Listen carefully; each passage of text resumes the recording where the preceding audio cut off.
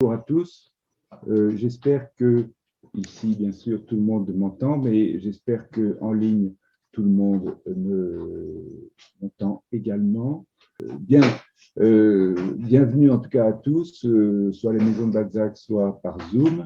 Je n'ai pas besoin de vous présenter Anne-Marie Baron, qui aujourd'hui va nous présenter les grandes lignes de son livre qui est en cours de parution ou qui vient juste de paraître, je crois,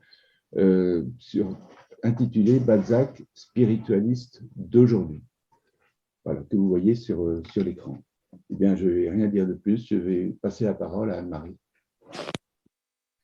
Chers amis, bonjour. Merci d'être venus. Je sais qu'il y a beaucoup de problèmes, de manifs, de grèves, etc. Bon. Donc, j'ai décidé de ne pas vous faire une conférence. Ça va être plutôt une conversation à bâton rompu. Nous sommes entre amis, n'est-ce pas? Et donc, nous allons bavarder tranquillement. Tout le monde sait que Balzac est réputé matérialiste et réaliste. Mais il a souvent lui-même réfuté ce caractère qu'on lui attribue. Dès le roman de jeunesse Steny, il se dédouble en deux personnages, Van Hers incarnant le matérialisme et Jacob Delries le spiritualisme. Vous remarquerez d'ailleurs que les deux personnages sont des presque anagrammes de Balzac. Et il fait dialoguer ces deux personnages par lettres. Puis, il se dédoublera de nouveau dans Louis Lambert et par la bouche du narrateur de Louis Lambert, il écrit, en parlant de Louis Lambert, « Il était spiritualiste, mais j'osais le contredire en m'armant de ses observations. Nous avions raison tous les deux. Pour peut-être les mots matérialisme et spiritualisme expriment-ils les deux côtés d'un seul et même fait. Or, curieusement, dans la critique, on a surtout parlé du matérialisme de Balzac. Il y a même eu un grand colloque sur le matérialisme balzacien. J'ai même moi-même participé à ce colloque en parlant de l'alchimie, qui est une science à la fois matérialiste et spiritualiste. Mais j'avais depuis longtemps l'idée de faire le point sur cette notion de spiritualisme rejetée par la critique et dont le sens restait flou, indigne de définition précise, alors que le 19e siècle est très clair en la matière. Alors, là je vais vous raconter ma vie. Le 17 mars 2020, jour de mon anniversaire, arrive la nouvelle du confinement. Et là, autour de moi, tout le monde se précipite dans les supermarchés pour acheter du papier toilette. Et moi, je me dis, mais là, j'ai une occasion unique de faire une chose que j'avais envie de faire depuis longtemps, c'est-à-dire de faire le point sur cette notion de spiritualisme. J'ai quelques mois devant moi tranquille, pas de réunion, pas de colloque, rien, ça va être formidable. Et donc, ce livre est un enfant du Covid, un enfant du confinement. D'ailleurs, même les dernières épreuves ont été corrigées en mars 2021, au moment où j'avais moi-même le Covid. Donc, c'est vous dire à quel point ce livre doit au Covid. Parce que, alors, curieusement, à notre époque, c'est une époque tellement incohérente que l'on veut tout et son contraire. Il est devenu presque ridicule, voire inconvenant dans la critique littéraire française de parler de spiritualisme et de spiritualité. Le rationalisme et le scientisme dominant obligent à considérer ces notions comme de nature religieuse, donc hors de propos. Les neurosciences sont censées s'occuper du cerveau, non de l'âme. L'âme, concept vague, qui prête à confusion avec le concept d'esprit, en raison de la difficulté à traduire les termes originaux correspondants, l'hébreu nefesh ou roi, souffle, le grec psyché ou pneuma, ou le latin anima. Tous ces termes sont tellement polysémiques qu'on les a traduits par un seul, par esprit, âme, souffle. Au XVIIIe siècle, Voltaire lui-même constatait l'ignorance générale au sujet de l'âme dans l'article du dictionnaire philosophique qu'il lui consacre, et il reconnaît ailleurs l'existence d'une âme universelle qui revient au principe d'action universelle qu'on est forcé de reconnaître dans la matière, principe unique, principe nécessaire, éternel, présent partout dans le monde, je cite. Et parmi les penseurs actuels, François Cheng intitule De l'âme un essai épistolaire dans lequel il la définit, je cite, comme cette part intimement personnelle, irréductible et irremplaçable de l'être, distincte de l'esprit, domaine des savoirs et de la recherche, qui, capable de raisonner avec l'âme universelle, peut nous étonner par sa vastitude insoupçonnée. L'âme, selon lui, n'est pas seulement la marque de l'unicité de chaque personne, elle lui assure une unité de fond et par là une dignité, une valeur en tant qu'être. Bon, alors qu'est-ce que c'est que le spiritualisme? Le mot ne figure pas dans l'encyclopédie de Diderot et n'apparaît dans le dictionnaire de l'Académie qu'en 1835 avec la définition suivante: doctrine mystique, excès, abus de la spiritualité. Il se dit aussi dans le sens opposé à celui de matérialisme et généralement qualifié d'obscur, dit le dictionnaire de l'Académie. Présentation nettement péjorative qu'on trouvait déjà en 1771 dans le dictionnaire de Trévoux, dirigé par le jésuite Richard Simon, doctrine de quelques philosophes qui prétendent que tout est esprit dans le monde, le spiritualisme est insensé. C'est clair. Or, en réalité, qu'est-ce que c'est que le spiritualisme? C'est la forme prise de 1830 à 1840 par l'école éclectique, née en 1820 avec Victor Cousin et Jouffroy. Je cite Victor Cousin, « Notre vraie doctrine, notre vrai drapeau est le spiritualisme, cette philosophie aussi solide que généreuse, qui commence avec Socrate et Platon, que l'Évangile a répandu dans le monde, que Descartes a mise sous les formes sévères du génie moderne. Son caractère est de subordonner l'essence à l'esprit et de tendre, par tous les moyens que la raison avoue, à élever et agrandir l'homme. » Cousin, lui, voulait prendre le meilleur, le plus vrai des différentes écoles philosophiques. C'est pour ça qu'il a appelé ça philosophie éclectique. Et Balzac lui emprunte le terme d'éclectisme et il se dit éclectique parce qu'il refuse de choisir entre la sécheresse de la littérature des idées et le lyrisme de la littérature des images. Il dit être le seul représentant de cette littérature éclectique qui met l'idée dans l'image. Et vous connaissez sa belle définition, l'idée devenue personnage est d'une plus belle intelligence. Donc, l'éclectisme est un spiritualisme. Mais si le terme de spiritualisme répugne encore aujourd'hui à de nombreux critiques, c'est parce que la spiritualité leur semble, comme avant le Concile Vatican II, faire partie, et là je cite mon ami Antoine Fèvre, malheureusement disparu, faire partie du vocabulaire du catholicisme romain, où il est employé surtout à partir du XIIe siècle, en latin spiritualitas, et depuis lors conserve souvent dans ce contexte une connotation antimatérielle, anticharnelle, évocatrice d'une dichotomie corps-esprit. Pourtant, ce mot a évolué vers une polysémie qui en étend singulièrement le champ sémantique.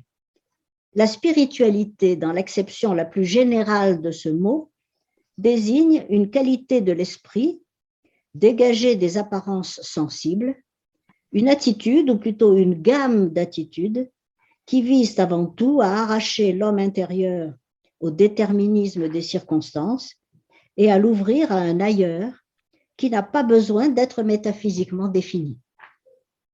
C'est une aspiration universelle de l'âme, une expérience intime, la préscience d'un ordre immanent ou transcendant qui dépasse l'être sensible, mais lui donne l'espoir de l'entrevoir ou de le ressentir. Donc, le sens du mot spiritualisme s'étend du même coup, et il désigne une notion métaphysique qui suppose une distance destinée ou non à être comblée entre la matière et l'esprit. Au moment où Balzac commence à écrire, l'ascendant de l'esprit sur la matière est de plus en plus reconnu. Le magnétisme animal semble démontrer l'existence d'une énergie mentale qui peut stimuler ou tuer.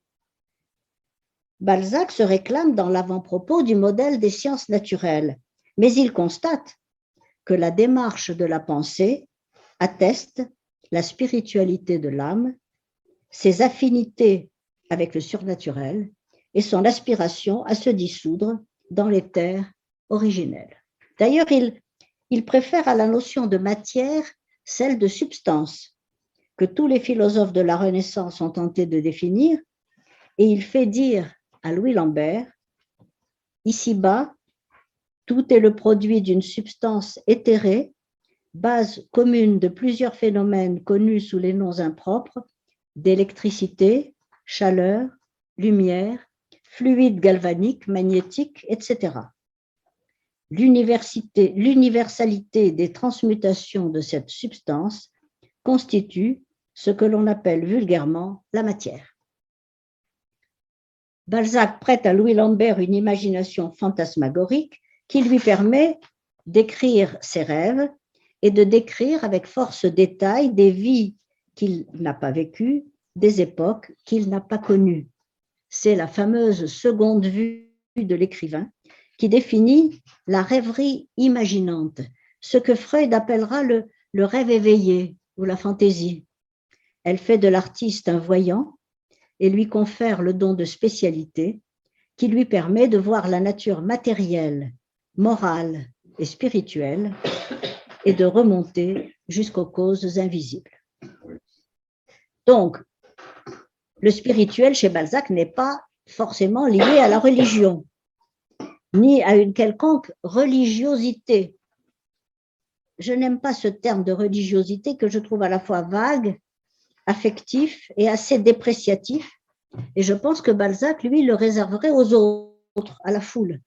Car dans son cas, il ne s'agit pas ni de religion, ni de religiosité, il s'agit de philosophie, de métaphysique et de mystique.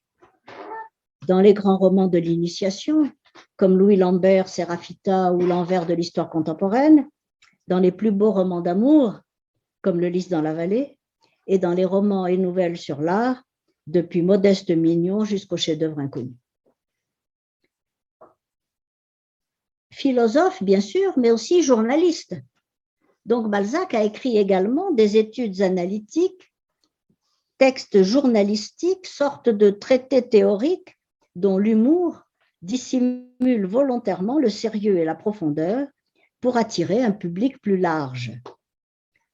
Par exemple, la théorie de la démarche est un texte tout entier métaphorique, parce qu'il ne s'agit pas du tout de démarche.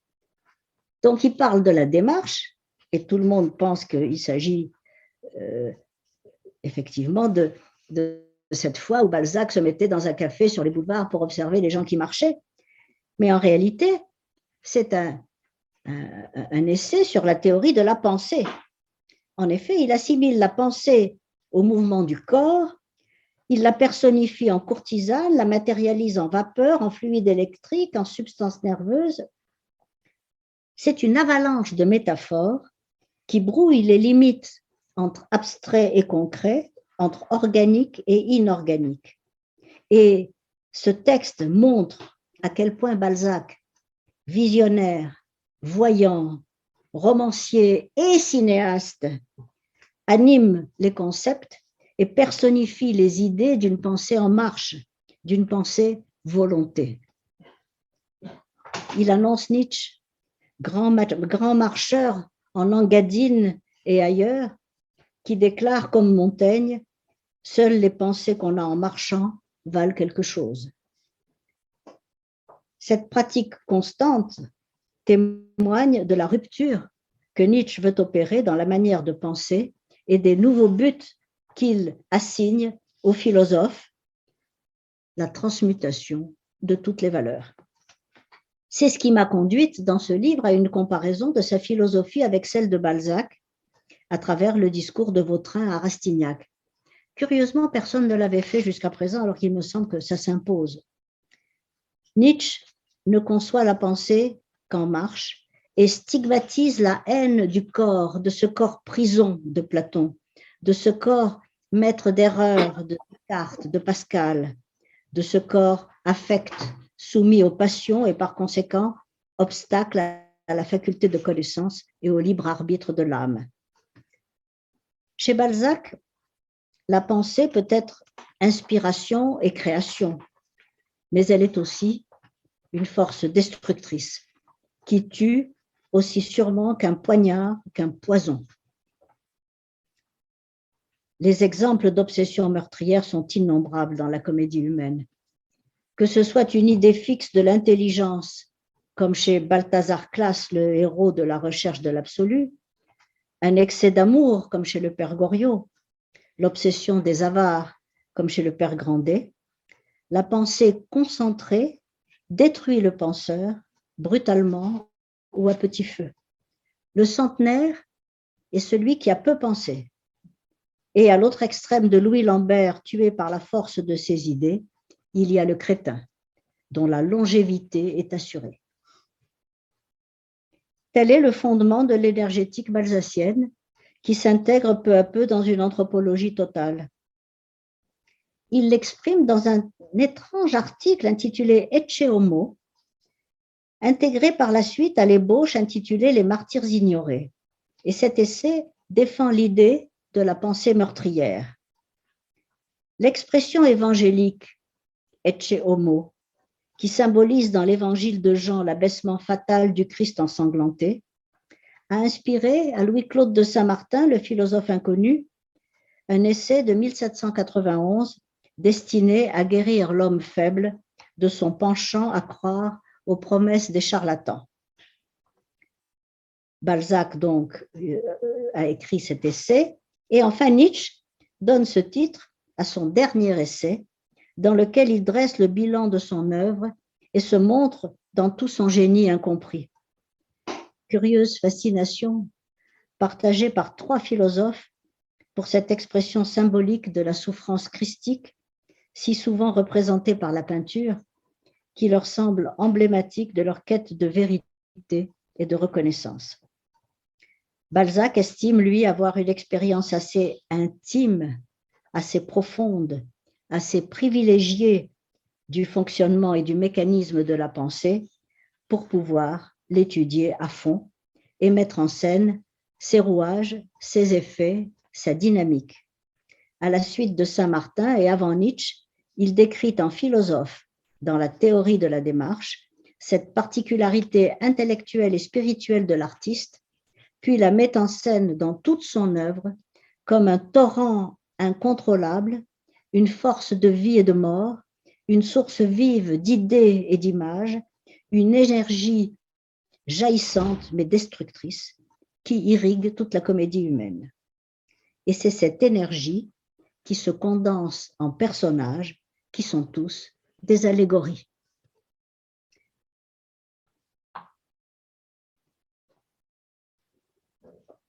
Alors maintenant, je vais vous poser une question de confiance. Vous y croyez, vous, aux personnages et aux intrigues des romans de Balzac? Vous croyez vraiment que ces personnages ont existé ou que ces personnages peuvent exister? Mais oui, tout le monde y croit. Oui. Je crois, bien sûr. Tout le monde y croit. Eh bien, moi, non. Moi, je n'y crois pas. Moi, il me semble que très tôt, j'ai lu la comédie humaine sans vraiment croire à la réalité, ni même à la possibilité de ce que Balzac racontait. J'y voyais, d'une part, les images d'une lanterne magique racontant sa propre vie, et d'autre part, une construction verbale dans laquelle les mots et les noms étaient plus importants que les faits racontés. Alors, je vais vous expliquer comment moi je lis Balzac. Et puis, bon, d'abord, premièrement, aucun des héros balzaciens ne me semble avoir de personnalité différente de celle de Balzac lui-même. Parce que Balzac a été mythographe au point de transformer les personnages et les embarras de sa vie quotidienne en aventures empreintes d'une extraordinaire humanité qui ont inspiré biographes et cinéastes tout autant que ses romans. Ses logis protégés par des mots de passe, ses fuites perpétuelles devant les créanciers, son goût de la décoration devenu bric-à-bracomanie, ses rêves de grandeur dans des intérieurs d'un luxe oriental ont été mythifiés par la rumeur publique avant même de devenir, par une alchimie secrète, sujet de roman. N'est-il pas lui-même un personnage romanesque ? Eh bien, j'ai montré que la comédie humaine est une œuvre autobioromanesque dans laquelle on retrouve presque partout la même configuration, le même mythe personnel, les mêmes fantasmes de persécution attribués à des personnages de fiction qui sont autant d'images de leur auteur. Louis Lambert, Félix de Vandenesse dans Le Lys dans la vallée, Raphaël de Valentin ont la même enfance malheureuse, réparée par l'amour idéal d'une femme en qui l'on reconnaît toujours Laure de Berny, la première maîtresse de Balzac, véritable mère de substitution. Tous les alter-égaux de Balzac se ressemblent, par un trait ou par un autre. Armand de Montriveau, l'amoureux jaloux, Raphaël de Valentin, Lucien de Rubempré, Eugène de Rastignac, qui ont les mêmes ambitions et les mêmes débuts difficiles que lui dans ses mansardes, où ils travaillent comme des anachorètes. Car le romancier a trouvé le moyen de transposer son vécu et ses fantasmes en aventures romanesques prêtées à des personnages plus ou moins idéalisés, toujours malheureux, et le plus souvent d'une intelligence hors du commun, évidemment. Il projette sur eux les images qu'il s'est faites de sa propre vie, victime, ermite, martyr, sauvage, monstre et surtout génie. Je dirais donc, comme Alain Robbe-Grillet, le biais de la fiction est en fin de compte plus personnel que la prétendue sincérité de l'aveu. Le grand critique italien Pietro Cittati, disparu cet été, écrivait « Dans ce palais souterrain qu'était la comédie humaine, des processus d'expansion extraordinaires se produisirent, voire des explosions violentes. Enfermé dans son œuvre, Balzac a donné une part de lui-même à tous ses personnages, même les plus bas et les plus éloignés de lui. Il avait des idées auxquelles il tenait beaucoup, et ces idées reparurent identiques dans la bouche d'un imbécile, d'un meurtrier ou d'une oie mondaine. Il les parodiait et en même temps se parodiait grandiosement. En littérature, disait-il, toute idée a son revers, tout est bilatéral. Il partageait tous les points de vue et s'identifiait à eux. Il était présent partout et nulle part. Quelle ubiquité vertigineuse, quelle omniprésence protéiforme. En fait, on ne sait jamais ce que pensait Balzac. On ne sait que ce que pensait son livre. C'est vrai, je pense que ces personnages incarnent les forces du bien et les forces du mal, comme dans la Bible ou comme dans l'épopée dantesque. Ce ne sont pas des personnages réels, ce sont des saints, comme Eugénie Grandet, des martyrs, comme le colonel Chabert, des anges, comme Séraphita.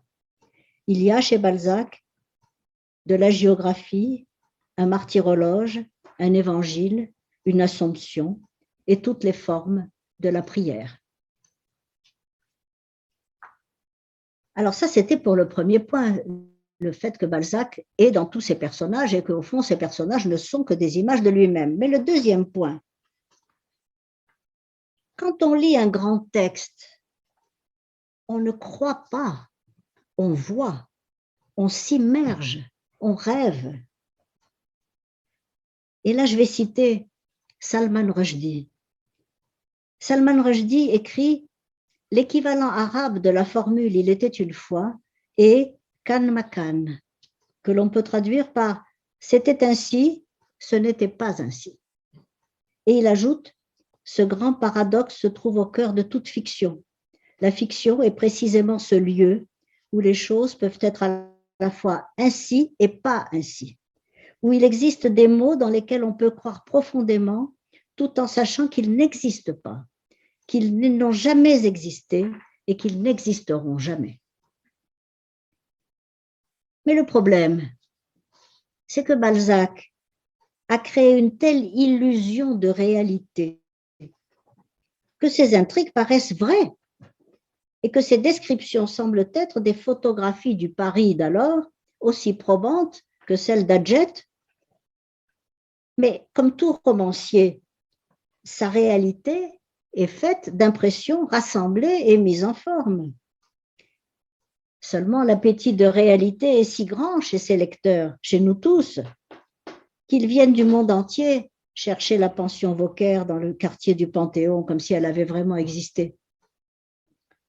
J'écoutais hier ou avant-hier une émission sur France Culture qui était intitulée « Faut-il croire aux fictions ?» Et alors, tout le monde était un peu embêté parce que il semble qu'à l'heure actuelle, l'appétit de réalisme est plus grand que jamais et qu'on n'a finalement que des intrigues, des romans, des films qui traitent des problèmes de société, des problèmes auxquels chacun peut s'identifier. Moi, ça m'ennuie mais profondément. Alors, vraiment, ça m'ennuie profondément. Et alors, il y a un mot qui m'a frappé dans cette émission d'hier, c'est que c'était Alexandre Geffen qui parlait et il disait que, en tout cas, on ne pouvait pas parler pour un romancier de mensonge. Il faut croire qu'il n'a jamais lu Balzac, c'est pas possible, parce que Balzac définit le roman comme un auguste mensonge, justement, un auguste mensonge, mais qui ne serait rien s'il n'était pas vrai dans les détails. Ce sont les détails qui créent l'illusion de réel. Donc moi, au lieu de me passionner pour des intrigues ou des personnages, je vois chez Balzac, comme avant moi, Gaëtan Picon ou Julien Gracq, je cite, une algèbre romanesque originale, où poésie et combinatoire se renforcent l'une l'autre, une construction presque abstraite, une architecture de fantasmes personnifiés et reparaissants.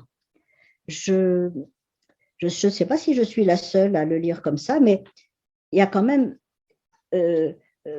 même Albert Béguin le lisait comme ça, et Baudelaire qui disait, je me suis toujours étonnée qu'on ait qualifié Balzac de réaliste, alors que pour moi c'est un visionnaire et un visionnaire inspiré. Je cite de nouveau Pietro Cittati. Toutes les passions qui traversent la comédie humaine sont des vibrations physiques, des radiations électriques. L'âme, dans laquelle la tradition platonicienne et chrétienne est habituée à voir le contraire du corps, est une qualité physique, comme les rivières et les ruisseaux. La pensée voit, comme le regard, tout d'un coup, très vite. Et les idées traversent l'espace et frappent comme des balles. Les créations vivantes grandissent comme des enfants, atteignent la puberté, deviennent mûres, suscitant en nous une joie supérieure à toute autre. Lentes ou prêtes, lourdes ou agiles, elles jaillissent, se reposent, s'éveillent, vieillissent, rétrécissent, s'atrophient, renaissent, tantôt soleil, tantôt essaim, tantôt splendeur, tantôt ténèbres. C'est très beau ce qu'écrit Pietro Cittati. Donc, d'une nature dans laquelle se lisent les signatures des choses, une nature qui finalement n'a rien de naturel. Quand on voit les descriptions d'Ulysse dans la vallée, on se rend bien compte, ou de Séraphita, on se rend bien compte que ce n'est pas la nature au sens naturel du terme que Balzac nous décrit. Donc, en réalité, d'une nature dans laquelle se lisent les signatures des choses à un au-delà imaginé d'après la Bible, la mystique juive et les théosophes, il me semble que Balzac construit plus une divine comédie ou une dramatique céleste que la fresque réaliste analysée généralement. Mais le discours critique a toujours privilégié chez Dante le monde supérieur et chez Balzac la société humaine, alors que les deux œuvres me semblent avoir le même objectif, inscrire les individus dans un mouvement ascendant et les groupes sociaux dans des sphères cosmiques, de manière à peindre le monde humain comme un enfer terrestre et à lui indiquer le chemin pour aller au ciel. Balzac a lui-même découvert 3 aspects de l'infini. L'infini des sentiments, de l'amour en particulier et de la jouissance sensuelle qui chavire. L'infini esthétique de la beauté et de l'art qui bouleverse. Et l'infini mystérieux de cet au-delà auquel la prière permet d'avoir accès. À la recherche du sublime, son écriture trouve l'inspiration dans ces 3 expériences aussi existentielles que spirituelles qu'elle se plaît à mettre en scène et que j'ai essayé d'analyser. Et quand Balzac parle de la recherche de l'absolu, il sait très bien que l'absolu n'est pas à la portée d'un alchimiste comme Balthazar Claës, obsédé par la matière. Balthazar Claës ne pense qu'à transformer les métaux en or ou en diamant. Je pense que ce que Balzac appelle l'absolu, ce serait plutôt une expérience semblable au fameux syndrome de Stendhal, cette paralysie qui nous arrête devant une œuvre d'art sublime et nous fait perdre la notion du temps. Ou bien ce sentiment océanique qui nous submerge, tel que le décrit Romain Rolland dans une lettre à Freud, cette impression soudaine de ne faire qu'un avec le grand tout, comme la vague dans l'océan. Romain Rolland y voyait l'expérience majeure des religions asiatiques. Et curieusement, le dernier film du cinéaste coréen que j'aime beaucoup, Hong Sang-soo, met en scène dans son dernier film cet absolu qui est dans l'immédiat, et il intitule ce film « Juste sous vos yeux ». Ça dit tout. L'absolu, c'est ce qui est sous nos yeux. Les neurosciences analysent cette expérience. Pour le physicien Michel Bitbol, c'est un sujet singulier qui réalise l'épreuve infinie du tout, c'est-à-dire de l'apparaître. C'est ce que James Joyce appelle une épiphanie, c'est-à-dire, je cite Joyce, une soudaine manifestation spirituelle se traduisant par la vulgarité de la parole ou du geste ou par quelques phrases mémorables de l'esprit même. En somme, un moment fugitif de vérité humaine. Balzac a su saisir et rendre cette expérience avec génie. Et c'est ce qui fait que nous croyons à ce que nous lisons. Nous y croyons vraiment comme si nous avions connu les personnages. De plus, S'il croit qu'il existe une substance unique, diversifiée pour former la matière, les espèces animales et humaines, il sait surtout que le monde est travaillé par l'opposition des contraires, qu'il y a un lien analogique, une correspondance entre le haut et le bas, le ciel et la terre, et une attraction irrésistible du bas vers le haut. Ces images vivantes, inspirées, résultat de visions comparues dans le miroir concentrique de son esprit, transforment la narration en vision, donc en poésie. L'écriture romanesque, chez lui, c'est une poésie initiatique, un réseau de correspondance qui annonce la religion de l'avenir. Elle transmet une authentique réalité témoignant d'une expérience intérieure qui est le propre de l'imagination spirituelle.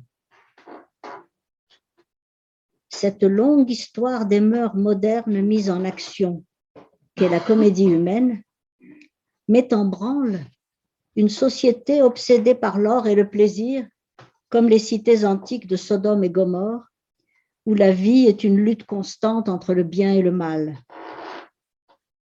Balzac, plus anthropologue que sociologue, plus philosophe qu'historien, entend y dénoncer le matérialisme comme racine de la maladie sociale.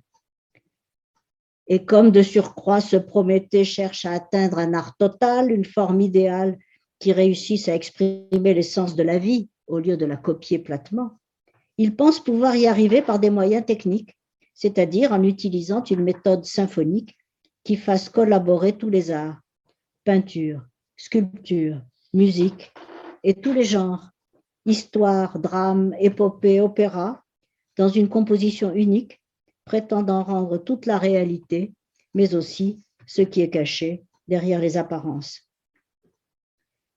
C'est ainsi que vous trouverez dans mon livre une longue comparaison entre les esquisses de Fresnofer dans le chef-d'œuvre inconnu et les esquisses de Léonard de Vinci.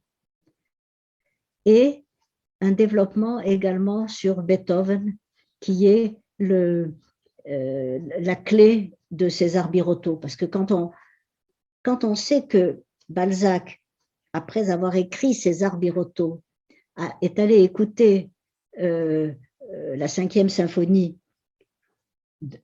jouée par Abneck, et qu'il est rentré chez lui en disant « ça y est, j'ai trouvé ». Il a commencé à ce moment-là à injecter du Beethoven dans César Birotteau, et ça change tout. Ça change tout. Tout à coup, il arrive à cette harmonie imitative, à cette synesthésie qui est le secret de son art. Et donc, par le magnétisme de cette écriture symbolique et allégorique, ce visionnaire offre ainsi à ses lecteurs un spectacle d'une ampleur cosmique. Il leur montre la lutte titanesque des gens honnêtes et des martyrs ignorés, opposés sans répit devant la justice terrible d'un Dieu immanent et transcendant qui finit par attirer dans son orbite les vrais justes pour en faire des saints ou des anges. Son épopée de la conscience humaine nous fascine par son ampleur et son pouvoir évocatoire. Vous savez, Kafka disait que toute grande œuvre est un miroir qui avance comme une horloge. La comédie humaine pourrait bien se révéler prophétique de la représentation moderne du monde physique que donnent les neurosciences, non plus descriptives, mais prédictives, non plus matérialistes, mais spiritualistes. Je vous remercie.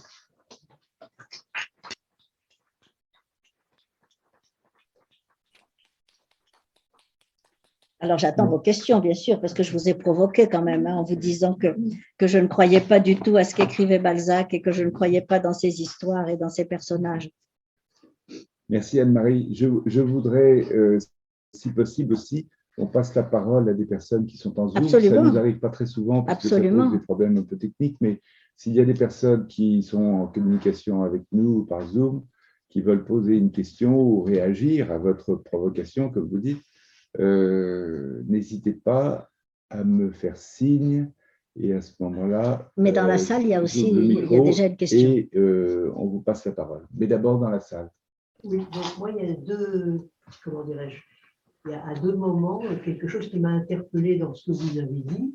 D'une part, la plupart des écrivains disent quand même que même si c'est en partie autobiographique, il y a toujours quelque chose qui est né de leur imagination. Donc les deux, dans un roman, les deux comment dirais-je, s'imprègnent à la fois la biographie, les événements qui sont survenus dans une vie, et puis l'imaginaire de tout écrivain. Et le dernier en date qui l'a bien dit, c'est Annie Ernaux, notre nouveau prix Nobel de littérature.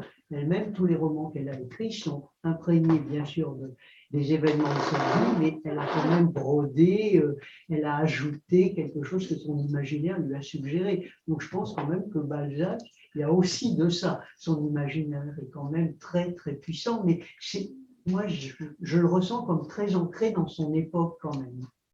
Alors peut-être que je me trompe, vous allez me dire que c'est mais intemporel. Mais... Non, mais moi, je suis provocatrice, hein, donc bien sûr, vous avez raison, naturellement.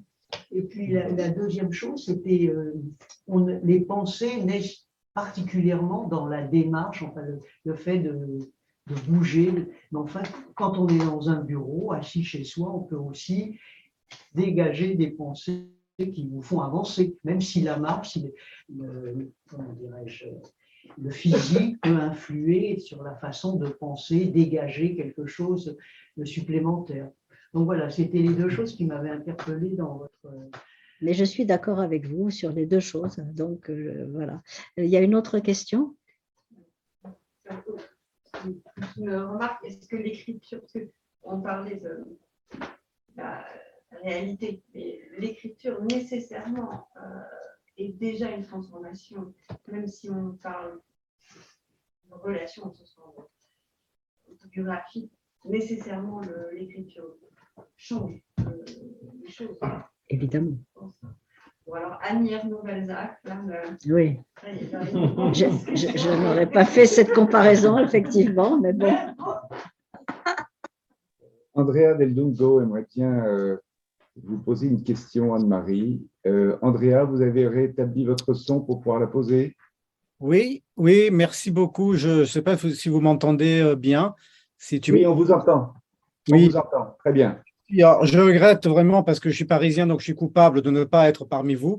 Mais voilà, obligation de famille avec les enfants. Mais bon, c'est magnifique de pouvoir suivre à distance aussi et dialoguer avec Anne-Marie. Alors, moi j'ai la même lecture de Balzac, enfin, mis à part tout ce que tu as pu dire de très juste autour de la substance et la différence entre la substance et la matière, mais je vais à ta provocation, hein, je vais répondre à ta provocation. J'ai la même lecture que toi, c'est-à-dire que je n'y crois pas, entre guillemets, aux intrigues, aux personnages, mais peut-être pas exactement pour les mêmes raisons, c'est-à-dire que c'est moins l'aspect biographique qui m'intéresse que l'idée de fiction.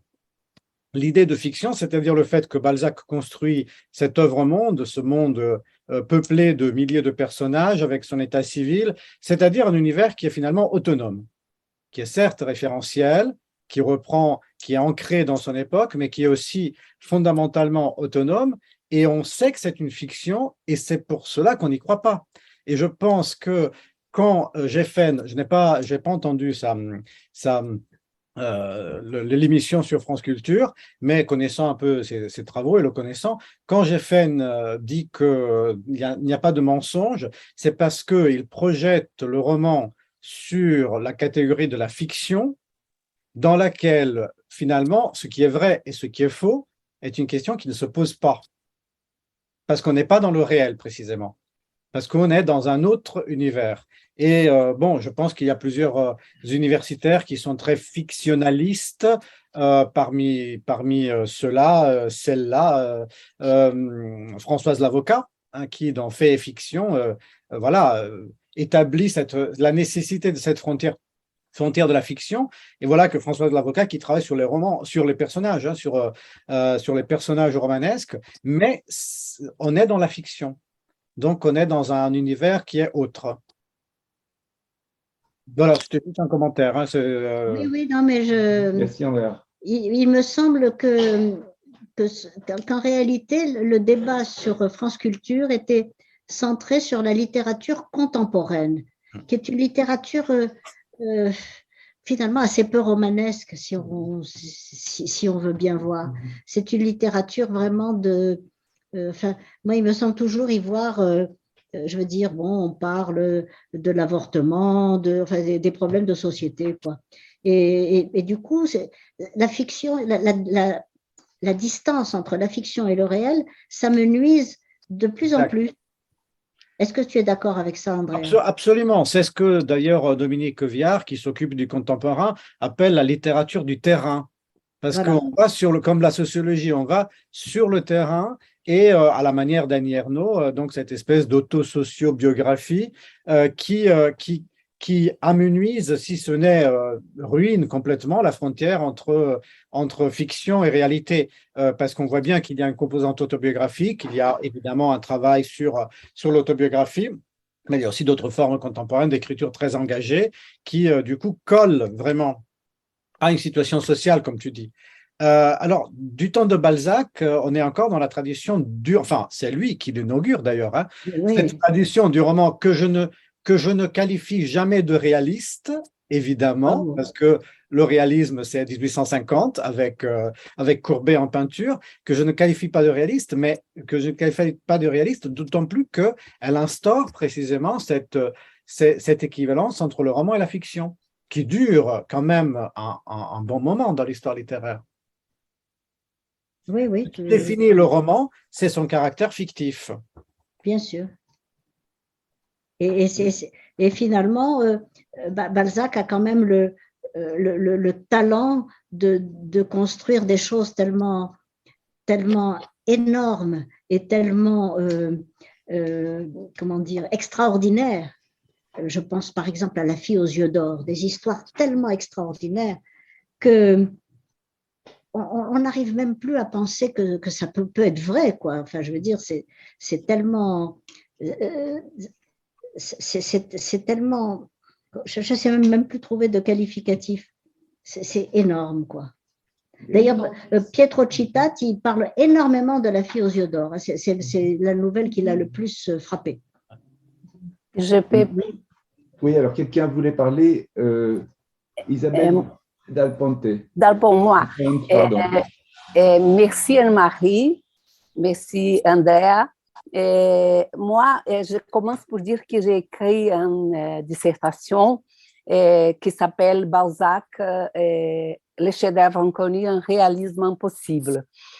Mais je dis que je crois aux personnages et les histoires de Balzac parce que j'ai besoin de ça, parce que ces personnages, je crois dans la mesure que ces personnages peuplent ma vie et parfois sauvent ma vie de la médiocrité.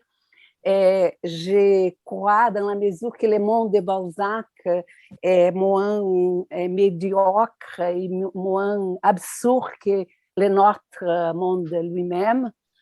Je crois dans la mesure que nous avons besoin de cette illusion pour affronter ce monde que nous-mêmes on crée. Donc, c'est ça. Mais je suis bien d'accord avec Anne-Marie, cette magnifique présentation, comme a dit André. C'est une lecture magnifique de Balzac. Merci. Merci Isabelle. Est-ce que je peux bien sûr, un mot, Anne-Marie, parce que je crois que dans votre question que vous avez voulu provocatrice, vous avez été aussi un peu ambigu, parce que quand vous utilisez le terme croire, c'est très particulier.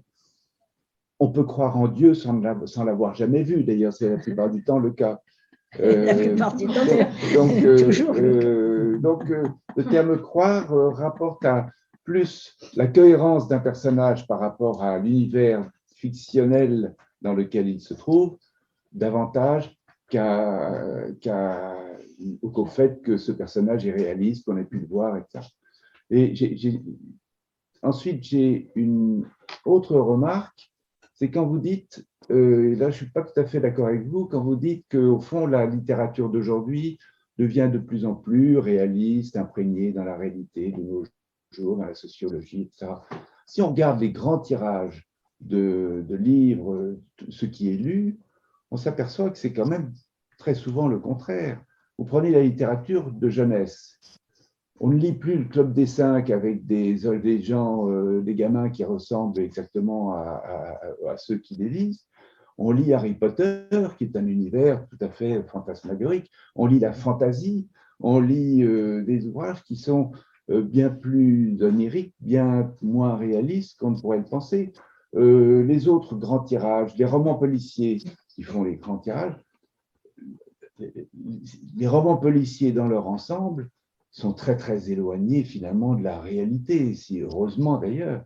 Mais si vous regardez les livres de Connolly, de Peter May et d'autres, ils racontent des histoires qui sont très, très éloignées du réalisme de certains, enfin de ce qui se passe dans les journaux, même s'ils partent parfois d'événements ou d'anecdotes qui sont dans les journaux. Donc, je ne trouve pas que la littérature d'aujourd'hui soit majoritairement une littérature un peu réaliste, et on a l'air de tous de trouver que ce qui est réaliste est un peu emmerdant, est un peu triste, et n'est pas de… Et j'aurais terminé sur un point. Quand vous dites qu'effectivement, il faut lire Balzac autrement, que vous lisez autrement, et que vous y avez trouvé votre passion en le lisant autrement, je dirais, est-ce qu'il ne faut pas, à votre avis, changer radicalement la manière dont on enseigne Balzac et dont on donne envie de le lire dans les écoles et plus tard et dans les universités, compte tenu de ce que vous venez de dire, c'est-à-dire que ce n'est pas un écrivain réaliste, mais c'est un écrivain spiritualiste avec toutes les dimensions que vous avez démontrées. Donc, de ce que vous dites, on a envie de dire que les programmes devraient changer du tout au tout, les manuels de littérature devraient changer du tout au tout la manière dont on considère Balzac. Alors là, je vais vous répondre parce que justement, il se trouve que cette année, au programme du bac, on a mis la peau de chagrin. Et donc, nous sortons un numéro spécial sur la peau de chagrin que je dédie à tous les enseignants et à tous les élèves de première. Et pour une fois, ils vont avoir un livre magnifique où le fantastique et le réalisme se mêlent d'une façon absolument indémêlable. Et là, je crois qu'ils vont se régaler, sauf que je l'ai quand même bien relu pour faire ce numéro. C'est très difficile. Alors, en 2 mots, hein. Oui, allez-y. Le problème des élèves de l'EFM, notamment les élèves de première, moi, ça fait des années que je fais ce métier, et déjà, quand on arrive à leur proposer le Père Goriot, ils nous répondent tous droit dans les yeux. Non, mais je préférerais Bellamy parce que sinon, il faut chercher toutes les références page par page. Et pourquoi pas dans Bellamy alors? Dans Bellamy, il y a assez peu de références, justement. Ce n'est pas la même écriture que Balzac, c'est-à-dire que. Enfin, la même écriture que Balzac.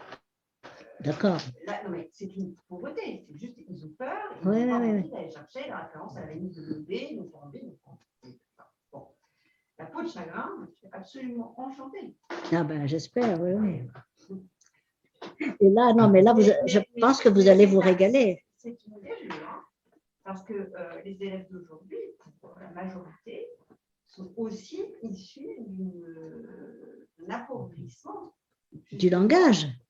Mais même les mots, les mots vont être difficiles à comprendre. Oui, mais c'est pourquoi je dis ça. C'est ça, ben oui. C'est-à-dire qu'avant de les faire, de les autoriser à pénétrer la magie d'une œuvre, il faut déjà réaliser en amont un travail monstrueux. Alors, vous permettez une seconde, mais je vais vous raconter une anecdote parce que moi, ma vie est tellement mêlée à celle de Balzac que… Moi, je suis née avec lui, mais voilà, donc moi, je suis convaincue à 1000%. Non, mais alors, il y a quelques années, ça doit bien faire une quinzaine d'années même, je vais chez ma coiffeuse et elle me dit « Madame Baron, on a besoin de vous. Notre fils a la peau de chagrin. » Et on a tous essayé de le lire, mon mari, moi et lui, on ne comprend rien. Mais d'abord, même ce titre, mais qu'est-ce que ça veut dire? Mais enfin, mais qu'est-ce que ça veut dire, peau de chagrin? Mais ça n'a pas de sens. Alors là, j'ai dit, écoutez, là, il y a du boulot. Et pendant 3 mois, j'ai fait des cours sur la peau de chagrin chez le coiffeur, avec les clientes, les élèves. Enfin, c'était quand même. Mais c'est vrai qu'à priori, quelqu'un qui ne connaît pas du tout, enfin, il se demande même ce que veut dire le titre. Et c'est pour ça que moi, je préconise de faire une chose, c'est de commencer par demander aux élèves de relever toutes les occurrences du mot chagrin dans le texte et d'en donner le sens. Parce que c'est le seul moyen de comprendre de quoi il s'agit. Monsieur. Alors, je voulais dire une chose, c'est que moi, les personnages de Balzac, je les ai rencontrés, mais pas dans le monde académique, quoique il y a quelques fous dans le monde académique. Mais je les ai rencontrés à l'armée, dans le commerce, dans toutes sortes de milieux tout à fait différents et non littéraires, où on voit d'énormes volontés apparaître. Mais comme ce n'est pas des gens civilisés fondamentalement, on les écarte. Les personnages de Balzac qui sont filtrés socialement parce qu'ils sont casqués avec leurs obsessions, avec leur violence ou alors avec leur victimisation complètement insensée. Et je pense qu'au fond, il ne faut pas être victime de l'intoxication littéraire de 50 ans de critique balzacienne qui répond à 50 ans de critique marxiste, qui nous faisait croire qu'il était réaliste. Et depuis Barthes, c'est vraiment le tournant, SZ, on nous dit non, c'est un dispositif de langage. Et c'est ce que Philippe Hamon a fait, c'est ce que tous les grands, au fond, de la déréalisation du réalisme ont fait, c'est-à-dire de nous, non, vous devez prendre conscience que c'est des fictions, vous devez prendre conscience que c'est du langage, vous devez prendre conscience que c'est des textes, et on a réduit Balzac de 3 dimensions à 2, c'est-à-dire la page du livre. Et moi, ce que j'ai toujours aimé de Balzac, c'est qu'il me rappelait, et d'ailleurs en vous entendant, je me rappelais de personnages balzaciens dans ma vie. Et je devrais au fond prendre un carnet et noter tous les personnages balzaciens que j'ai rencontrés, c'est-à-dire tous ceux qui manifestaient de la volonté. Alors, après un siècle de romans plaintifs et gémissants, le XVIIIe siècle, où les héros, même Rousseau, sont toujours passifs et toujours victimes, eh bien, ce qui est intéressant, c'est qu'avec Balzac, la volonté apparaît. C'est aussi le cas pour Stendhal, pour Hugo, pour tous les grands. La volonté va vraiment faire retour et apparaître comme un phénomène psychologique fondamental. En philosophie, c'est même de Biron, mais c'est aussi toute la contestation de l'idéologie qui se fait, à commencer par Cousin, au nom justement du spiritualisme, c'est-à-dire de rétablir non pas seulement l'âme, mais aussi l'esprit, c'est-à-dire quelque chose de créateur et de volontaire. Et ce quelque chose de créateur et de volontaire, il peut échouer, bien sûr. Mais ce qui est intéressant, c'est qu'il peut ne pas échouer. Et ça donne des gens exceptionnels. Et dans notre époque, Annie Ernaux représente bien cette espèce de misérabilisme sociologique, ce ressentiment social, cette manière d'être toujours victime et de ne parler que de soi. Moi, les gens qui parlent que d'eux-mêmes sur Facebook et puis qui se plaignent tout le temps, je les vire. Je ne peux pas la virer, elle a le prix Nobel, elle est déjà dans ma bibliothèque. Elle a déjà pris position.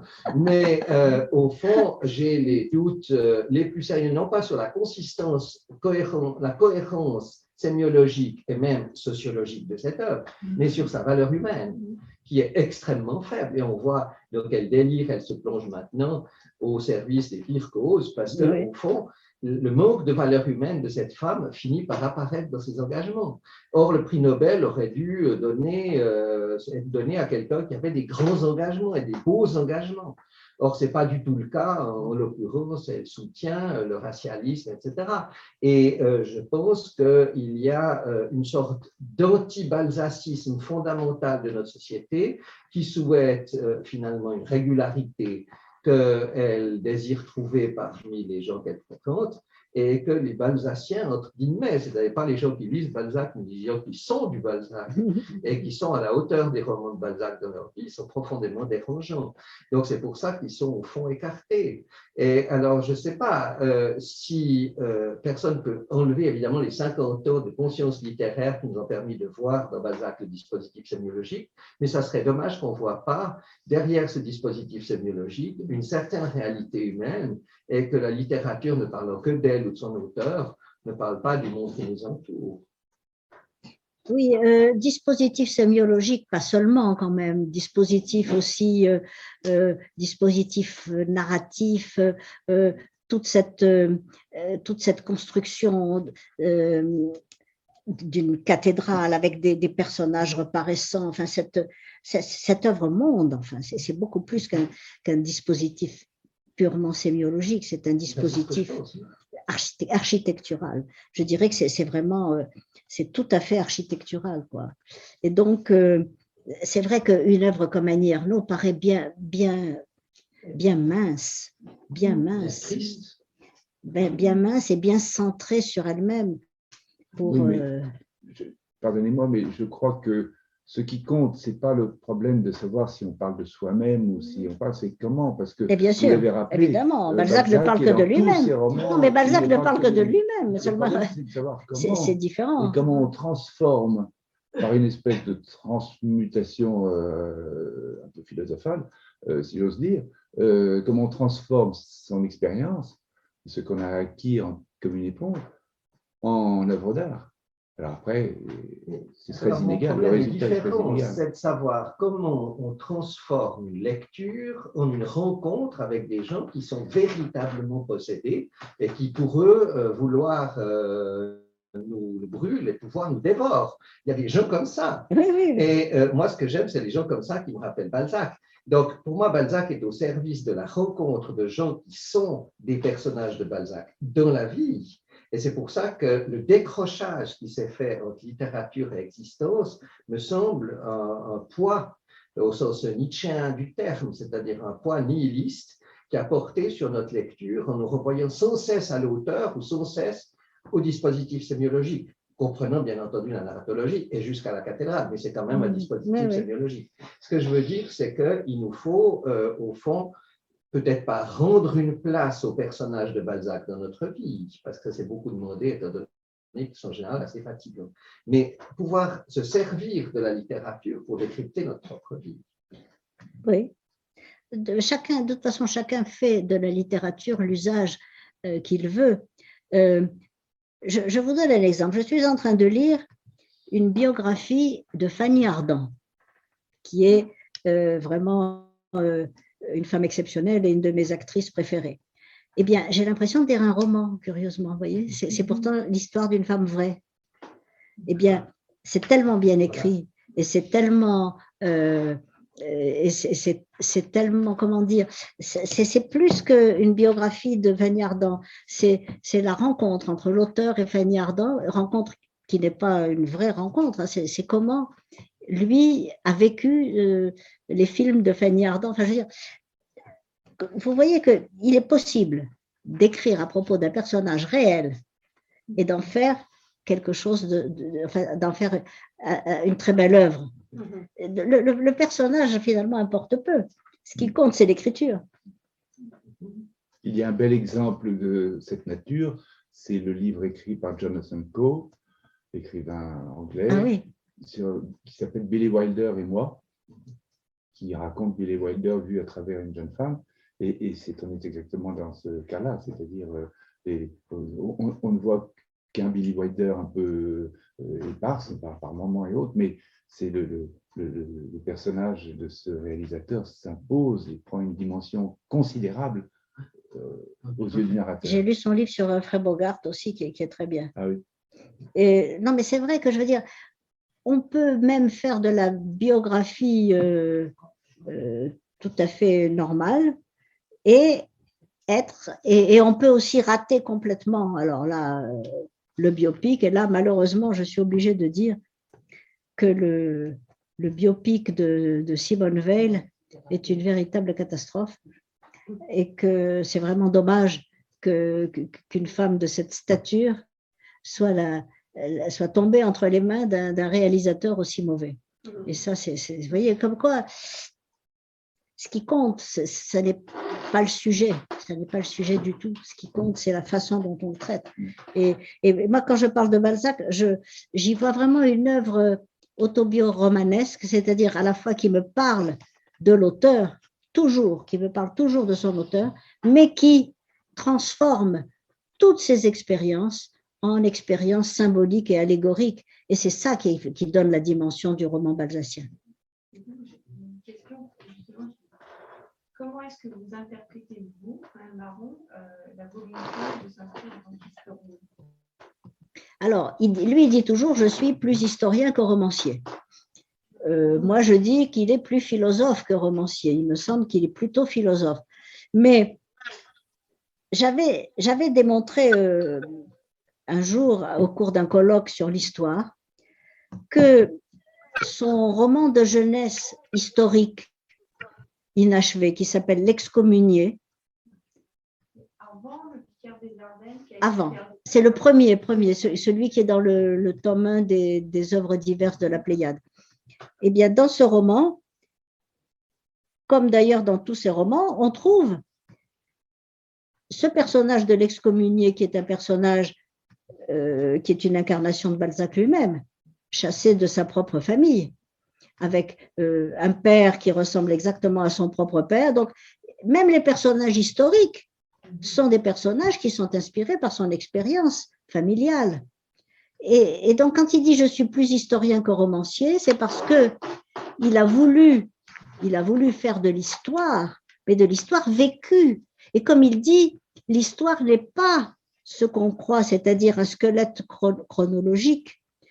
L'histoire, c'est l'histoire des mœurs, c'est l'histoire quotidienne, c'est l'histoire de la vie quotidienne d'une époque. Et c'est ça qu'il a essayé de faire. C'est en cela qu'il est historien. Il y a d'autres questions en ligne? Là, je n'en vois pas pour l'instant sur le Zoom. Oui? Alors, je voudrais revenir sur la question du spiritualisme. Oui, parce que c'est quand même le sujet. C'est pour ça que je me réjouis de le découvrir. Je me réjouis beaucoup de le découvrir. Au fond, à la fin du XVIIIe siècle, dans l'illuminisme, il y a une grande confusion entre phénomènes physiques et phénomènes psychiques. Louis-Claude de Saint-Martin, avec Martinez de Pasquali, fonde un ordre ésotérique qui s'appelle les élus Cohen. Tout à fait. Et ils veulent progresser par la théurgie, c'est-à-dire en convoquant des esprits. Et le fameux livre du philosophe inconnu, il est inconnu parce que c'est un esprit. Et ils ont recueilli, en fait, les phrases de ce philosophe effectivement inconnu et destiné à le rester. Et aujourd'hui, l'ouvrage est publié sous le titre de philosophe inconnu par Louis-Claude de Saint-Martin. Mais c'est évidemment pas de lui. En dehors de la dramaturgie de cette théurgie, on ne le comprend pas. Or, cette théurgie, elle n'est pas clairement spiritualiste parce que c'est des phénomènes qui sont ressentis comme physiques, comme massivement physiques. Il y a une présence sensible des esprits, il y a des réponses des esprits. Et ce qui est intéressant, c'est que le dualisme qui prétendrait qu'il ne s'agit que de phénomènes psychologiques est totalement récusé par les illuministes. Alors, chez Louis Lambert, on trouve exactement la même disposition d'esprit, c'est-à-dire rendre à la réalité physique tout ce qui est de l'ordre du spiritualisme. Mais chez Sérafita, c'est le contraire, puisque Balzac adhère à ce moment-là à la vision du monde svédérovondien et que Sérafita rejoint le ciel comme un personnage de Dante. C'est d'ailleurs absolument magnifique. Je pense que si on mettait ces ouvrages-là au programme, on aurait plus d'enthousiasme de la part de nos élèves. Mais c'est un autre problème. C'est contraire à la vulgate marxiste, c'est contraire à la vulgate sémiologique de prendre au sérieux Sérafita. Mais pour moi, c'est un livre, en quelque sorte, c'est le zénith de l'œuvre de Balzac. Parce que là, il est vraiment dans l'univers dantesque, on va au ciel. Tout à fait. Un peu comme La fille aux yeux d'or pourrait être le nadir, parce que là, on va en enfer. Oui. Donc, c'est dans une dimension de verticalité que posent ces deux nouvelles qui sont malheureusement sous-estimées, je pense, par rapport à l'ensemble de l'œuvre de Balzac. Je sais pas. Mais c'est d'ailleurs pourquoi mon livre porte comme sous-titre « Au-delà du bien et du mal ». Parce qu'au fond, le bien et le mal prennent vraiment deux dimensions tout à fait particulières chez Balzac. Ça n'est pas le bien et le mal de la petite morale bourgeoise, pas du tout. On a vraiment un bien et un mal métaphysique qui sont pensés d'après les grands philosophes et d'après les occultistes. Owen, vous vouliez dire un mot? Oui, je veux bien. Moi aussi, j'aimerais bien revenir à cette question de spiritualité, de spirituel. Parce que je ne sais pas si tu penses que le spirituel est vraiment dynamique ou stationnaire chez Balzac. y a-t-il une téléologie du spirituel chez Balzac? Et si oui, où va le spirituel pour lui? Tu parles d'un mouvement ascendant. Où va ce mouvement ascendant du spirituel chez Balzac? Ben, je Vous pouvez dirais, répéter pour les. Je suis pas certain. oui, la question est où va le mouvement ascendant du spirituel chez Balzac? Ben, il me semble assez clair qu'il y a, comme l'a montré Max Andréoli, un système balzacien et que tous les êtres humains passent par plusieurs stades, plusieurs sphères. Il y a la sphère de l'instinct, qui est la sphère de la jeunesse, c'est-à-dire la sphère où l'être humain est innocent et où il agit de façon tout à fait pure. Et puis, il rencontre la société, et là, c'est ce que Balzac appelle la sphère de l'abstraction ou de l'abstractivité, c'est-à-dire une sphère dans laquelle on se heurte à la matière et où on est obligé de gagner de l'argent, mais aussi c'est la sphère dans laquelle la société se construit. C'est-à-dire qu'il y a les entreprises, il y a l'économie, il y a la société. Et puis enfin, parmi les êtres humains, certains ont la chance, le privilège d'avoir un cheminement qui les mène vers un au-delà. Alors cet au-delà, ça peut être assez simple, enfin je veux dire, ça peut être simplement le fait de, comme les frères de la consolation, de se retirer du monde et de ne penser qu'à faire le bien. Hein, Et puis ça peut être évidemment le chemin pour aller au ciel de Séraphita. Et puis il y a le cas particulier des artistes qui sont à la fois dans la matière et dans la spiritualité, parce que comme ils ont à travailler et qu'un artiste ne peut travailler que les brosses à la main, n'est-ce pas, comme Frénofer, ils sont toujours en train d'avoir contact avec la matière. Mais en même temps, ils voient des choses que les autres êtres humains ne voient pas et ils essayent de les traduire dans leurs œuvres. Je pense que c'est ça l'itinéraire de la spiritualité. Qu'est-ce que tu en penses, Owen? J'ai l'impression que tu frises la religion dans ce cas-là. Tu frises la foi. Ben, la foi est une des façons. La foi est une des façons de. D'ailleurs, c'est même pas la foi, c'est la mystique. La mystique est très présente dans l'œuvre de Balzac. Sauf que c'est une mystique qui peut être de différentes façons. C'est-à-dire, il y a la mystique amoureuse, la mystique de l'amour. Et ça, Balzac l'a découverte avec Madame de Berny. Il y a la mystique de l'art, et c'est aussi une façon de s'élever vers un au-delà. Et il y a la mystique de la religion, la mystique divine. Je pense que ce sont tous les chemins de la spiritualité balzacienne. Tu es d'accord? Oui, tu es vraiment dans le sillage de Pierre Nicrog alors. Pardon? Tu es vraiment dans le sillage de Pierre Nicrog. Dans le sillage de... On n'entend pas très bien, Owen, parce que il y a peut-être... rapprochez-vous un peu de votre micro. Vous évoquiez le sillage de... De quoi? Tu me fais penser à Père Nicrog, le critique. Ah oui, Père Nicrog et Max Andréoli, qui est mon maître quand même. Oui. Bien sûr, Père Nicrog, qui est un grand savant danois, je crois, qui a écrit une très belle... et Henri Gautier aussi. Oui. Henri Gautier aussi. Et Albert Béguin. Évidemment, le père de tous ces gens-là, c'est Albert Béguin. Merci, Henri. Merci à toi. Oui, Isabelle. Ce que j'apprécie dans tout ce que tu fais, c'est que tu sors Balzac de sa petite boîte dans laquelle il a été enfermé, la boîte du réalisme, tu ouvres les fenêtres, tu ouvres les portes, tu mets un peu d'air dans tout ça, et on voit sortir un énorme Balzac.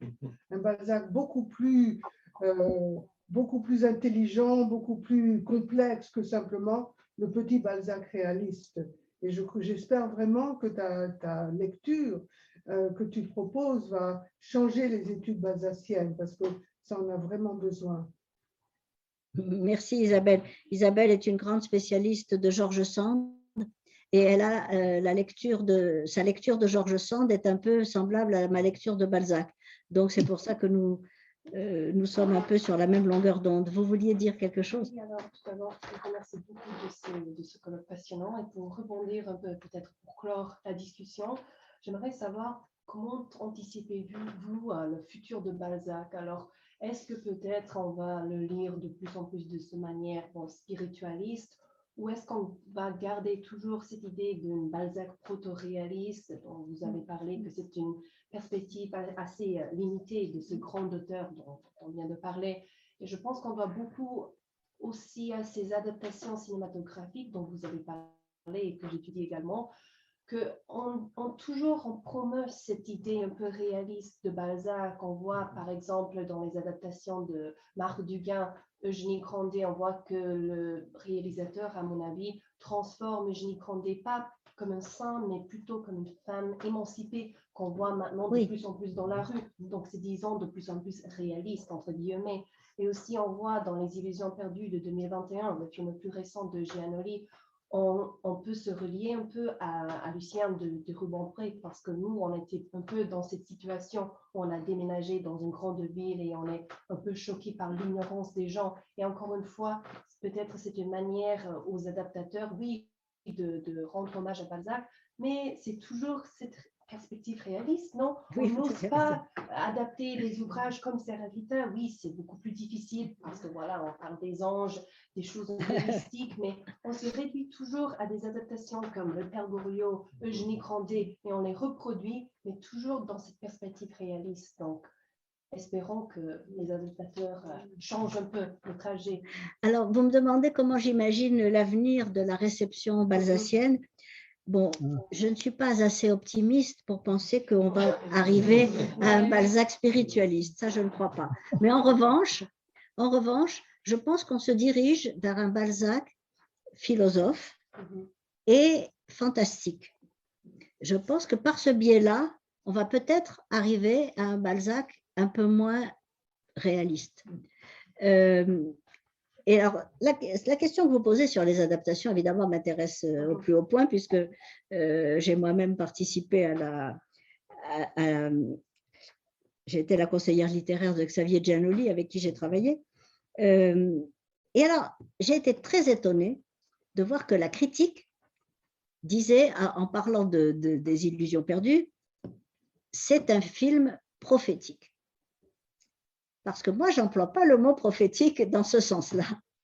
Prophétique, dans le sens où l'emploi la critique, c'est la critique cinématographique, c'est annonciateur de la société matérialiste d'aujourd'hui. Tandis que moi, quand j'emploie le mot prophétique, je veux dire prophétique d'une autre dimension, comme les prophètes de la Bible. Donc là, il y a vraiment une ambiguïté, une ambivalence et un malentendu enfin, sur ce mot. Mais je l'ai entendu beaucoup. Tout le monde a dit « Ah, Balzac est prophétique, il a prophétisé ». Mais on n'emploie pas le mot prophétique pour dire ça. On emploie le mot annonciateur. Oui, il a prévu quelque chose, bien sûr. Il a été assez intelligent pour voir que l'économie allait l'emporter sur tout. Ça, d'accord. Mais ça n'est pas de la prophétie, ça. Voilà, si vous voulez, en gros. Mais vous avez raison, les adaptations, par exemple, celle de Marc Duguin est particulièrement mauvaise, enfin, il faut reconnaître. Parce que faire dire à Eugénie Grandet, alors ça, c'est vraiment, je crois que c'est le plus gros contresens jamais fait au cinéma, faire dire à Eugénie Grandet à la fin du film, quand on lui demande, mais alors qu'est-ce que vous allez faire maintenant? Et quand elle répond, je vais voyager, alors là, je suis tombée par terre. Alors. C'est inimaginable, inimaginable. Alors que, mais alors moi, en plus, il vient d'après Honoré de Balzac. Non, non, d'accord. Non, mais alors le pire, c'est qu'il m'a consulté aussi. Et il m'a demandé, oui, il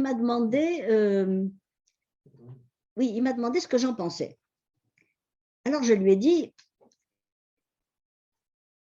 c'est curieux que vous n'imaginiez pas qu'à notre époque, il puisse exister des jeunes gens qui, après un chagrin d'amour, sont littéralement mais détruits. Ça arrive tous les jours. Et ils ne vont pas voyager. Ils vont s'enfermer, au contraire, et ils vont même se suicider quelquefois. Ça arrive encore aujourd'hui. Donc, je ne vois pas pourquoi vous êtes obligé de dire que Eugénie Grandet va voyager pour rendre votre film actuel. C'est comme si vous ne pensiez pas qu'à l'heure actuelle, l'amour peut détruire. Oui, l'amour, ça peut détruire, je regrette. Ben, il m'avait envoyé tout un questionnaire, mais il a effacé la moitié de mes réponses. Et du coup, je ne sais pas si vous vous en souvenez, mais j'ai publié, moi, mes réponses intégrales dans le courrier balzacien en disant que quand même, j'estimais avoir le droit d'avoir l'intégralité de mes réponses, parce que lui, il a supprimé la moitié de mes réponses, parce qu'il ne voulait pas que, c'était le producteur surtout, qui ne voulait pas qu'il y ait la moindre ombre au tableau, évidemment. Je voudrais juste dire un mot pour répondre à tout ce que vous dites, et puis à la conversation qu'on a eue tous, c'est que ce n'est pas d'aujourd'hui que l'on considère que Balzac n'est pas qu'un écrivain réaliste. Ça date de Baudelaire. Vous avez cité Baudelaire tout à l'heure. Baudelaire et bien d'autres encore qui ont parlé de Balzac visionnaire. Il y a eu beaucoup de littérature là-dessus. Proust, évidemment. Et puis aussi, je voudrais citer Blaise Cendrars, qui était un très, très grand amateur de Balzac, qui a fait une préface à Ferragus, et qui disait Balzac a non seulement prévu le monde moderne, mais il l'a créé. Donc c'était un peu provoquant, mais il s'agissait de dire pour lui que, au fond, ce qu'a décrit Balzac, la manière dont il a parlé des femmes de 30 ans, la manière dont il a parlé de l'économie aussi, a influé en quelque sorte sur la considération des femmes, par exemple, prenant le cas des femmes. Est-ce que l'évolution de leur situation aurait été la même s'il n'y avait pas eu Balzac? Pas sûr. Donc, et Cendrars est allé encore beaucoup plus loin. Donc, il ne faut pas redécouvrir aussi la Lune. Balzac a, depuis très longtemps, été considéré aussi comme un écrivain. Non, mais il y a toujours eu une lecture double, différente. Oui. Sauf, le problème, c'est que généralement, c'est quand même la lecture la plus réaliste qui l'emporte. À l'école, surtout à l'école. Et c'est peut-être l'école qu'il va falloir vraiment réformer ou changer. Et enfin, je trouve que la peau de chagrin au programme du bac, voilà une très bonne nouvelle quand même. Très bonne nouvelle pour cette année. Et il y a les mémoires de 2 jeunes mariés dans les sections techniques en plus. Donc, quand même, là, ça fait, pour une fois, ça n'est ni Eugénie Grandet ni le Père Goriot. Donc, on va réussir à ne pas dégoûter des générations entières de Balzac. On pourrait dire un mot de notre série sur comment lire Balzac, parce que oui. On en parle beaucoup. Nous avons lancé dans le courrier balzacien une série d'interrogatoires sur comment pensez-vous qu'il faut lire Balzac. Et donc, nous attendons de vous tous que vous répondiez. Il y a toute une série de questions qui vous sont posées et on les publie, on publie vos réponses au fur et à mesure qu'elles arrivent. Donc, on attend vos réponses. Voilà, vous nous en avez donné d'intéressantes aujourd'hui. Il y a un exemple dans le numéro qui paraît. Voilà, il y a une lectrice allemande qui nous a répondu dans ce numéro et tout. Et donc, vous pouvez dire tout ce que vous voulez, mais on publiera vos réponses. Alors, je voulais dire un mot, si je peux. Lettre de oui, Marx à Engels. Juste une seconde, nous avons une intervention dans la salle et je vous passe la parole dans une minute. La fameuse lettre où Marx parle très élogieusement des paysans a permis à tout l'URSS de recevoir des volumes de Balzac par des tirages monstrueux, et ensuite, par imitation à toute la Chine, de recevoir des livres de Balzac en tirage monstrueux, et ça donne ce chef-d'œuvre qui est la petite tailleuse. Balzac Ah oui, Balzac et la petite tailleuse chinoise, qui est bien vraiment sûr. un chef-d'œuvre de tendresse et de poésie, Vraiment, c'est un chef-d'œuvre. le contexte de la révolution culturelle. Tout à fait. Et je pense que cette diffusion-là s'est faite, non pas sur un malentendu, mais sur une optique bien particulière, qui était de dire Balzac dénonce la société bourgeoise. En fait, Balzac dénonce beaucoup plus, il dénonce la condition humaine. Exactement.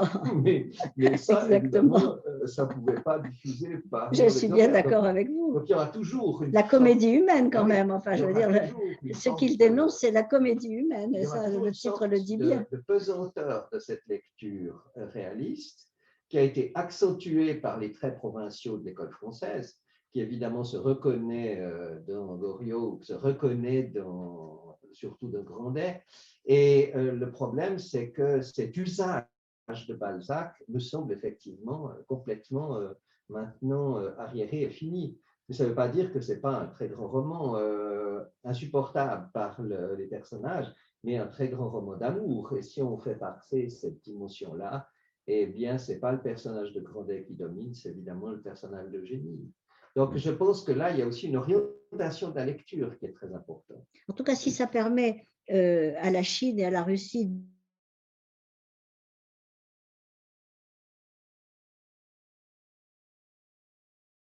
de lire un malentendu, tant qu'ils augmentent le nombre des lecteurs. Et puis après tout, on est en liberté, les gens le lisent comme ils veulent, bien sûr. Non, mais je veux dire, moi, je n'impose ma lecture à personne. Il y avait une intervention, c'est Andrea qui voulait intervenir? Oui, si possible, je regrette vraiment de ne pas être là pour dialoguer davantage avec la salle, parce que malheureusement, de loin, on ne voit pas qui parle. Donc, voilà, mais c'est le problème de Zoom. Par rapport à cette idée d'un Balzac réaliste qui est bien ancré, on en est pleinement responsable, parce qu'il n'y a pas… Alors, historiquement, évidemment, il y a cette double lecture qui vient d'un côté de Baudelaire avec le visionnaire passionné, et de l'autre, ma foi, de Victor Hugo, avec la tradition et Zola, ensuite, avec la tradition donc d'un Balzac réaliste. Il y a aussi, comme quelqu'un l'a dit dans la salle, une vulgate des années 60-70, où il y a eu le marxisme contre Barthes de l'autre côté, et donc le marxisme contre la sémiologie, qui me semble bien datée, et de laquelle, au moins pour ce qui concerne la situation de la critique universitaire, on est vraiment sorti. On est vraiment sorti depuis un moment. Maintenant, dans la pratique de l'enseignement, les choses vont plus lentement. Et il est vrai que Balzac est toujours étiqueté parmi les réalistes par les histoires littéraires dont nous pouvons encore disposer aujourd'hui. Tant qu'il y en aura, parce qu'à mon avis, même le manuel d'histoire littéraire bientôt va disparaître, parce qu'on est tellement éloigné de l'histoire littéraire dans l'enseignement de nos jours qu'on va s'en sortir, mais par le bas et non pas par le haut. Lançon ne mettait pas du tout, donc l'inventeur, l'ancêtre de l'histoire littéraire ne mettait pas du tout Balzac parmi les réalistes. Ça a été effectivement une vulgate qui a été dominante dans les années 60-70, mais vraiment dont nous sommes sortis à l'université, et ça je peux vous l'assurer parce que je fais cours à des étudiants de licence et de master, et ce n'est pas la manière dont on présente Balzac aujourd'hui, évidemment. Donc il y a beaucoup de nouveautés dans ce terrain de la critique, et surtout une vision qui est beaucoup plus large, beaucoup plus multiple de ce que c'était que cet auteur. Moi, dans mon séminaire en Sorbonne, je fais même une partie sur la critique balzacienne, l'histoire de la critique balzacienne. Je me dis que les étudiants vont détester ce moment, et en fait, à partir de Engels, justement, à partir des clivages qu'il y a eu tout au long de l'histoire, on peut montrer que c'est un auteur qu'on a pu lire de manière différente, et que c'est un auteur qui précisément annonce le monde moderne, et c'est pour cela qu'on peut en donner des interprétations, même idéologiques, par le passé très, très différentes. Alors, je ne vois plus Anne-Marie, voilà, c'était tout ce que je voulais dire, sans faire trop long, mais je ne vois plus Anne-Marie,